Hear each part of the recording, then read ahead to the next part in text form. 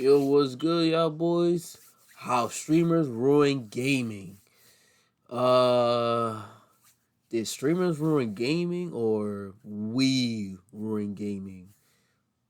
Probably both. Streamers really ruin gaming, or are you just trash? In this video, I'm going to talk about gaming before streaming was popular, and gaming after streaming became popular, and by the end of this video, you'll have an answer on if streaming really ruined gaming or not. Now, a few months ago, I was actually scrolling through Twitter, and I saw this tweet right here that says, dominating blue-collar workers in BattleBit. If you don't know what BattleBit is, well, it's basically like Battlefield and Roblox, and this is pretty much the whole clip.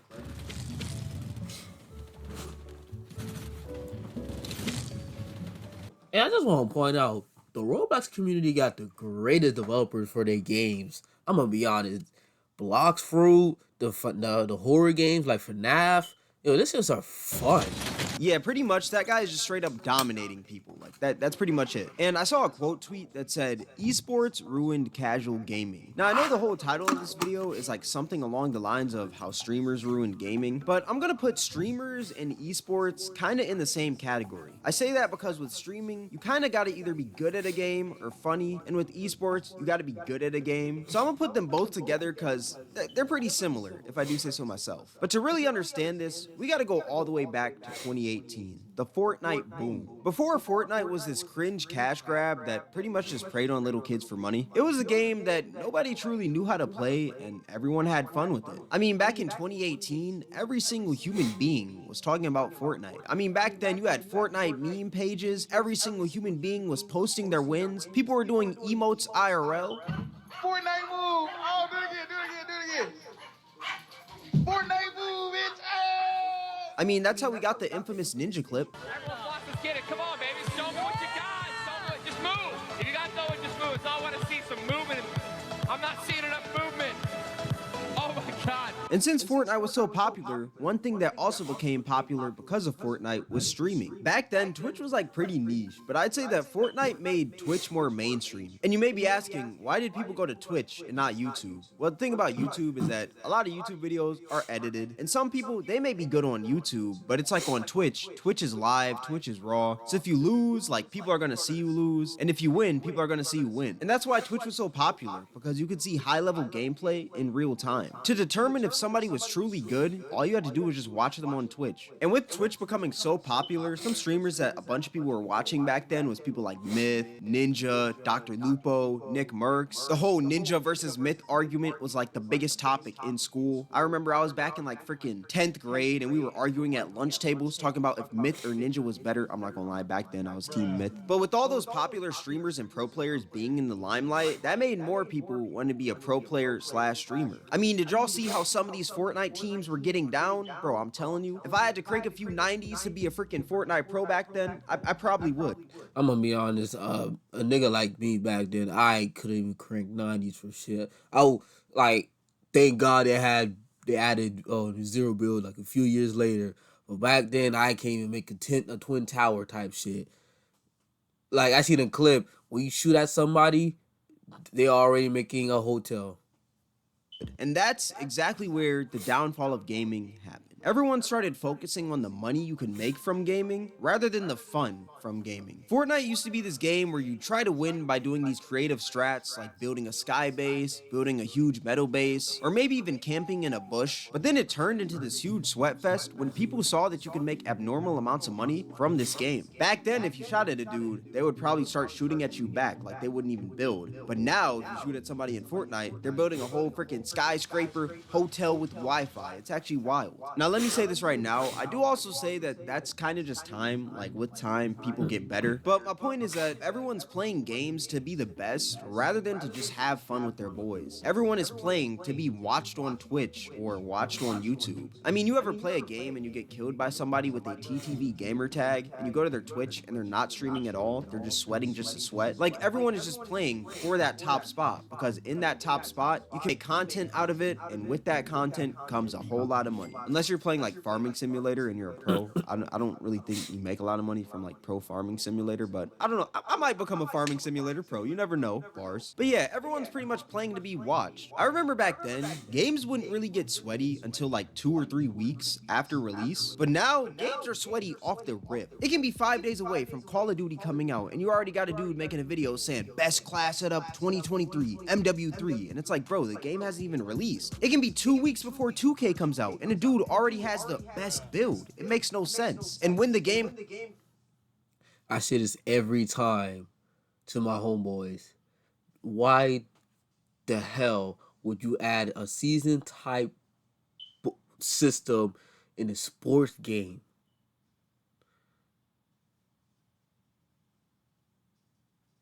Yeah, they really added a season type pass. They made 2K24. I'm gonna be honest, I think I bought it once, but not like the whole level 4. I think I bought it up to like I think 13 or 12. I don't remember.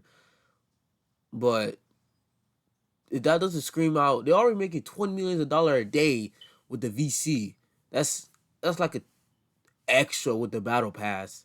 comes out, people are only going to play the meta because when you only play the meta, you can win more. And when you win more, you can get up to that top rank. And when you get up to that top rank, you can stream, create content from it. More people are going to watch you because you're up high on the leaderboards. And then the cycle just continues and continues and continues. And now everyone's just playing the same because everyone's just trying to be the best to be able to stream it / be watched. Back then, you would play games for the fun because there was really no money involved. But now it's like every single human being is trying to become the top streamer, and it's like, bro, like, where's the fun in that? Back then, gaming tournaments were giving out speckles. I'm telling you, if you won a gaming tournament for like freaking Mortal Kombat or Halo or something like that, you were probably gonna get 50 cents in a Big Mac. But now, if you win a freaking Fortnite tournament or you just win a freaking Call of Duty tournament, dog, you're honestly set. You can buy your mom a freaking mansion. People are getting millions from tournaments. I mean, look at Booga, bro. Didn't he won like 3 million, I'm pretty sure, off of Fortnite? That is wild. That is insane money. Another thing about gaming after streaming is that games that aren't even sweaty are becoming sweaty. For example, Fall Guys.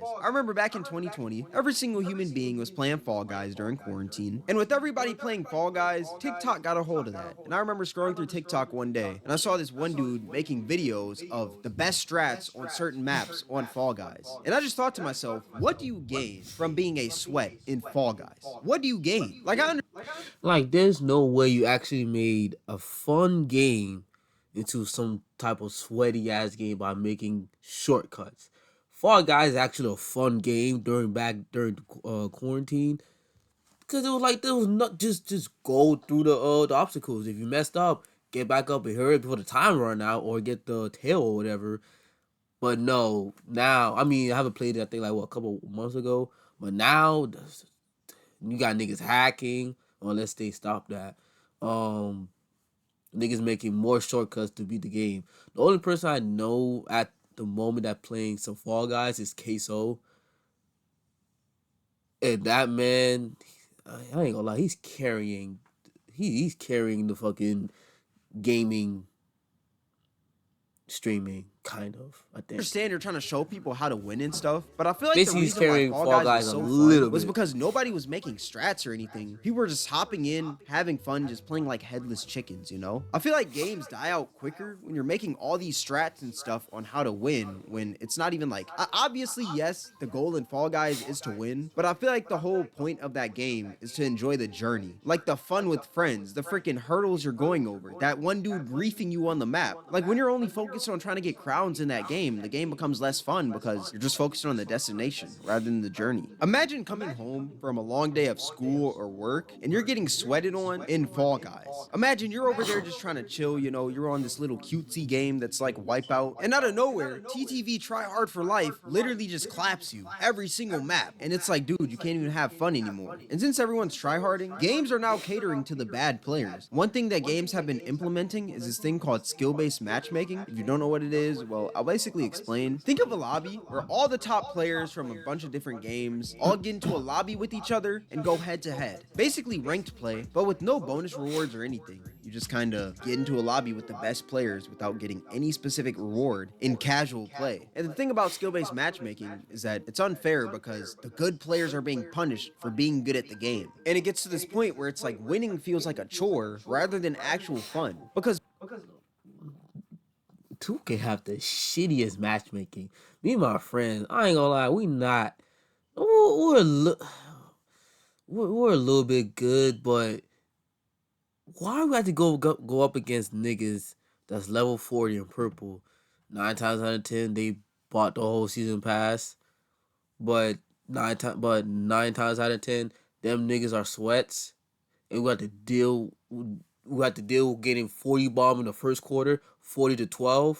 Back then, if you truly wanted to sweat, you would go into like a ranked game mode or something. But now, if you're a tryhard, you're gonna play every single other tryhard 24/7 just because you're good at the game. Back then, games like Call of Duty, what they would do, you would join a lobby, and if you wanted to leave that lobby, you would just leave it, and if you wanted to stay after the game, you would stay. But now, after a game is finished, they just transport you to a whole different lobby with everyone else who also did good, and it's like now you gotta go head to head with all the big dogs just because you won one game. I remember Call of Duty Black Ops Cold War, that had some of the worst skill-based matchmaking ever. That game was borderline unplayable because if you won one game, you would be playing the freaking Optic roster from freaking 2014 just from winning one game. And another way of games catering to bad players, Fortnite adding bots into their games just so you can feel better about yourself. Let's be real, it is 2023. Nobody is a default anymore in Fortnite. I mean, back then, yes, there were people who were bad at the game, but nobody is so bad that they're literally running into a wall 24/7 in Fortnite. So now it's like there's no middle ground between the good and the bad players. It's like if you're good, you're being punished, and if you're bad, you're being rewarded. There's actually this tweet by FaZe Sway that says, "The downfall of video games started when kids complained about people being good at the game. I remember when I was a kid and saw a Master Prestige in COD, I didn't tell him to take a shower or go outside. I sent that MF a friend request." And that's facts. Instead of actually... Oh god, like back then in Call of Duty, if someone drop a nuke, I'm friending that nigga ASAP. Now, I mean, I never got nuked yet, but now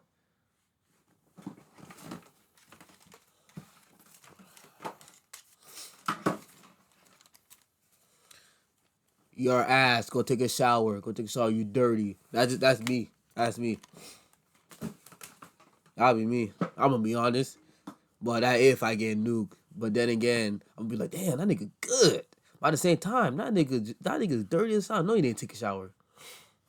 putting in the work to be good, a lot of people just sit there and complain, and now games are kind of catering to them. But one game that I say that kind of bridged the middle ground between the really good players and the really bad players is Street Fighter 6. One thing that Street Fighter 6 did, they added something called modern controls and classic controls. Classic controls, basically you have to do more to push out a combo, and if you do that successfully, then that combo does more damage. But if you play modern controls, you only hit square or something, and it'll do a full combo, and those combos do less damage.